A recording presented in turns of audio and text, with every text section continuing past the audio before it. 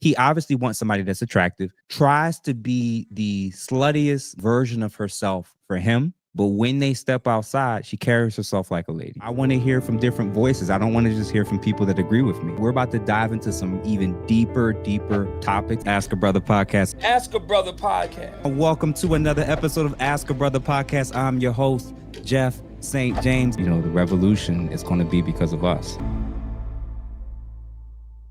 I just heard, what's his name? Charleston White say, I know what you're going to say. that, he sat there on Tasha K and explained what a good woman is. I think a good woman and what a 304. Yeah, what 304.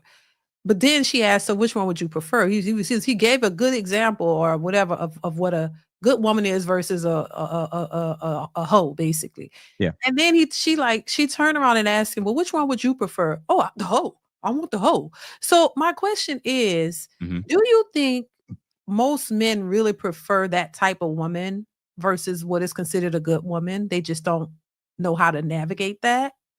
Do they really want the good, wholesome woman who's at home and doing the things that but she may not look like the 304. You know what I'm saying? Yeah. Do they really I asked this question before. Do they really want the aesthetic of the 304, but they want her to act like the good woman? All right. Do you think men? Funny, and I appreciate. I literally just saw this yesterday, so I was laughing when I saw it, and I understood what he was talking about. So I think what happens in these conversations is we take extremely well-known, successful people whose worldviews and experiences are unlike everyone else's, right? Very wealthy, very famous, very well-known men don't have the luxury of walking around and assuming that most women they come into contact with them are approaching them for the right reasons.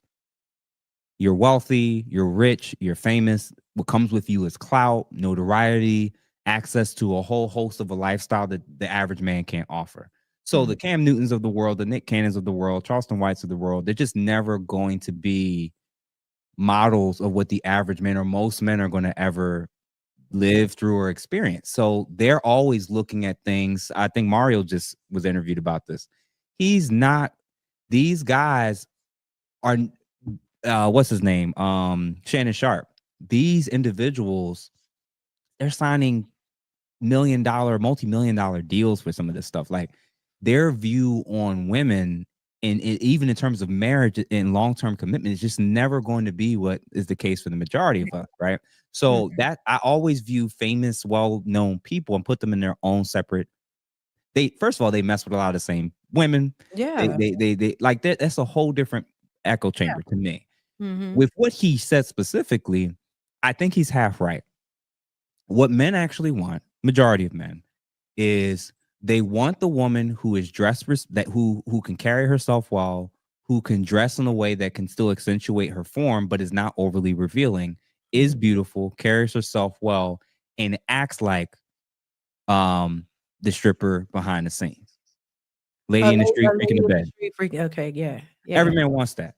Every man wants the woman who desires him. He wants a woman that sexually desires him, not a woman he has to constantly beg and try to get to be interested in wanting to have sex with him, right?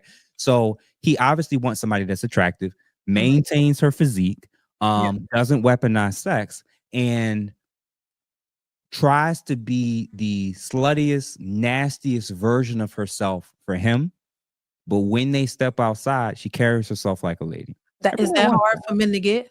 Yes, because most ladies have decided that one of those is seen as oppressive, and they've seen the other side as liberating. Now you get to guess which side in culture between dressing like a lady.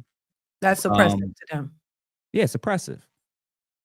But then having sex with many men and displaying everything you can and monetizing your sexuality, that's liberating. That's the problem. So what most men want is they want the woman who has that side of her, but that's for him exclusively. But then how she carries herself, this is a woman that could be a freak in the bed and you could take her to a work event. She doesn't embarrass you with your friends. You ain't got to worry about her trying to seek all this outside attention and validation from all these other people. Right. She does not follow all this social media BS trends of she sees something or people are arguing with it on social media, and now it's an argument in your home and your relationship. Like, what are we talking about here? Like, she saw something with a couple arguing on a reality TV show, and now she wants to argue with you about, like, we not, we don't want all of that stuff. In fact, the less that she's showing, the less that she's engaged with and controlled by the algorithm and whatever is the new trending thing, the less that she's impressed by and influenced by that stuff, the better.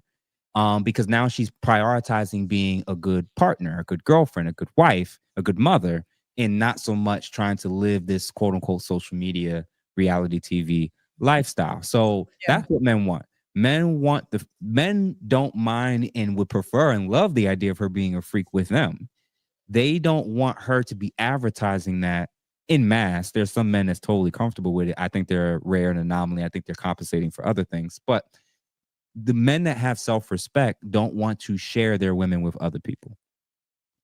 And more specifically, the public in mass and other men in mass. Like, that's what they want. So they want what Charleston White's describing. Yeah.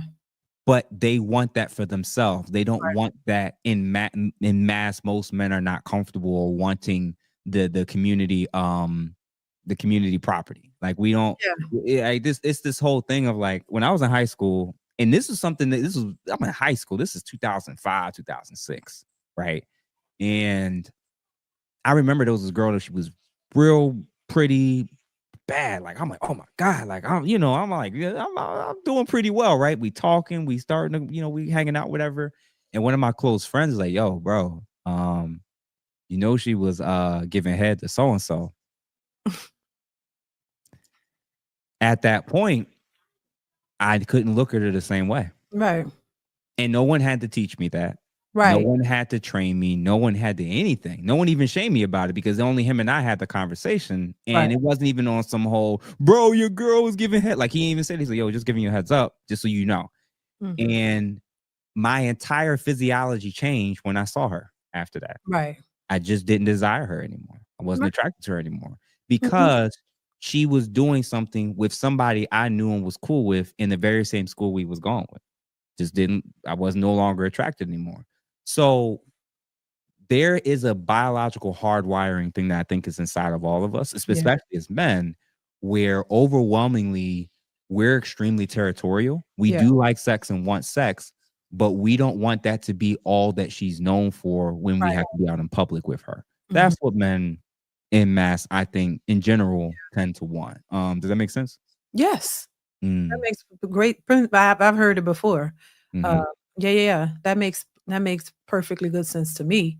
It don't make sense to a lot of these modern hyenas, because they don't they don't get it. I get it. Well, you know why? Because they're listening to other women. They're listening to other women, and they're listening to men that don't have standards for women. Yeah. That's the best way I can phrase it. Is they're listening to other women who they're not planning on dating and marrying, and they're listening to other men, most of which they don't like, want, or respect. Right. That's what's happening. Is it's the men that have self-respect that are either going to tell you what they do and don't like and what they are and aren't comfortable with. Or if he's at a certain space where he has options, a lot of guys, when they get to a certain point, they actually find themselves not telling women a lot of things. They actually prefer for her to be in her exact natural state, with no correction, with no feedback. Because now we get to see, when you have all the choices and options in the world, how you're going to carry yourself, how you're going to dress. You see that I'm in the picture now, how you going to move. And I think in ladies' heads, they think they're the only ones that's testing. They're have these tests in their heads. Guys who have standards have those as well. It's just that we don't state a lot of times what those things are.